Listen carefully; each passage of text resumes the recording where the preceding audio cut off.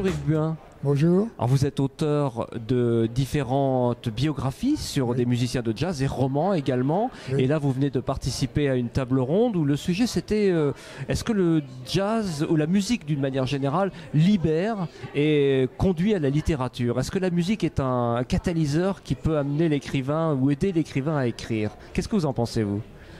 Absolument. La musique est un art universel. Au-delà du langage, qui s'adresse directement à la sphère émotionnelle, donc à une sphère profonde, essentielle de l'homme. Rappelons-nous que Louis-Ferdinand Céline disait qu'au début n'était pas le verbe, mais l'émotion. Ah oui. Et à ce moment-là, vous êtes pénétré par une forme de respiration qui s'appelle la musique, qui souvent est un souffle, en particulier dans le jazz, puisque le saxophone, entre autres, et les instruments à vent ont une importance capitale, et vous êtes le récepteur de ça.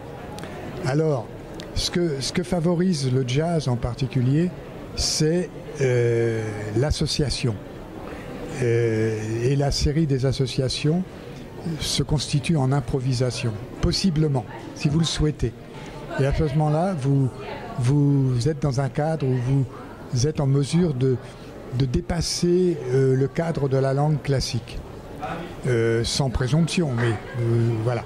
Et à partir de ce moment-là, votre écriture change. Ce que je tente de faire, non pas de manière qui serait formelle ou formaliste, mais de manière à me laisser guider par une espèce de spontanéité de la pensée et d'association, y compris dans la phrase, mais y compris dans la construction de l'ouvrage. Et donc, c'est un petit peu comme ça que je me situe par rapport à la valeur catalysante, je sais pas, catalysatrice du jazz, qui est une musique en plus qui est imprégnée de sensualité et donc qui fait travailler le corps. Et on sait que le corps de l'écrivain, c'est quand même quelque chose d'important, parce que quand vous travaillez à la main, parce qu'il y a beaucoup d'écrivains maintenant qui tapent, mais moi je suis un fidèle de la main, artisanale. Ah oui. Et quand la main est fatiguée, ça veut dire que le cerveau est fatigué, parce qu'il y a une connexion. Donc c'est très important. D'accord. Donc le corps est en question. Et quand vous êtes dans l'idiome du jazz, ça ne veut pas dire que vous êtes en train d'écouter de la musique et vous êtes en train d'écrire. Non, c'est pas comme ça que ça se passe. C'est plus progressif, c'est-à-dire que par exemple, vous avez écouté le matin. Mettons, vous avez écouté Miles Davis dans un morceau que vous aimez beaucoup de lui. Ça va vous suivre dans la journée. Et peut-être si vous écrivez à ce moment-là dans une opportunité dans la journée, vous allez avoir une tonalité Miles Davis dans votre écriture sans même que vous le perceviez. C'est ça, c'est du domaine de l'inconscient, du subconscient. De la sphère, d'une sphère qui est au niveau de l'inconscient. Ouais, d'accord. Ouais. Ça nous amène à parler de votre dernier ouvrage dans lequel on va sans doute trouver une grande partie de ce que vous venez d'expliquer. Quel est le titre et quel est le sujet de ce livre? Alors, le livre s'appelle Casa Negra.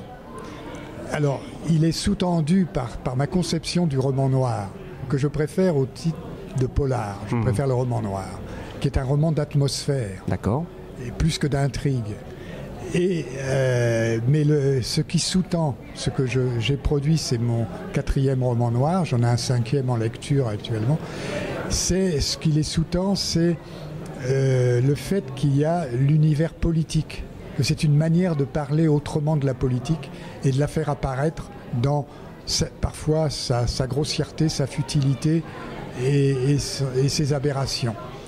Et donc, Casa Negra raconte une histoire de type politique à partir de faits de réalité, puis qui sont ensuite complètement fictionnés, pas frictionnés, fictionnés, et peut-être frictionnés aussi, mais à partir de la langue. Et parce que, si vous voulez, j'essaye d'instituer une espèce de filière parodique, un petit peu jouer avec le cadre du roman noir pour là encore l'émanciper, si vous voulez, de certains rituels ou de certaines conventions qui ne me paraissent pas forcément inspiratrices ça doit se terminer comme ça et pas comme ça. Il faut qu'il y ait un suspense ou pas un suspense. Au fond, on s'en moque un peu. Vous affranchissez un peu de ces codes-là. Oui. Voilà. Donc, mais ça part toujours d'un ancrage dans la réalité. Et là, c'est le fameux réseau Condor qui était en Amérique latine, concocté par les diverses dictatures dans les années 70 plutôt, et qui était missionné pour traquer les subversifs. Et traquer est un euphémisme, c'était pour les tuer, pour les mettre hors de nuire. Et c'était un réseau qui était inspiré à partir du Chili, qui passait par l'Uruguay, qui allait au Paraguay, qui allait ensuite au Brésil et qui allait ensuite en Argentine. Et donc ce réseau Condor est présent dans le livre, et il s'affronte à un réseau qui est tout à fait fictionnel, qui s'appelle Casa Negra. D'accord, voilà, d'où le titre. Et mon héros emblématique, qui s'appelle Ruby Sandoman, est mêlé à cette histoire. Donc voilà, il y a donc un affrontement de réseau et violent, mais moi jamais je cultive la violence. Elle est simplement évoquée, qu'il y a une disparition par-ci, par-là, mais avec une dimension d'humour que me permet le langage que j'essaye modestement d'inventer à travers ce que nous avons évoqué de la partition musicale. On y revient, d'accord. Voilà. Donc je vais vous laisser le soin de rappeler le titre du livre et puis l'éditeur sur lequel il est sorti.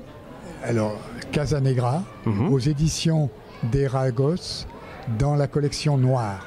C'est noté. Merci beaucoup à vous, Yves. Merci.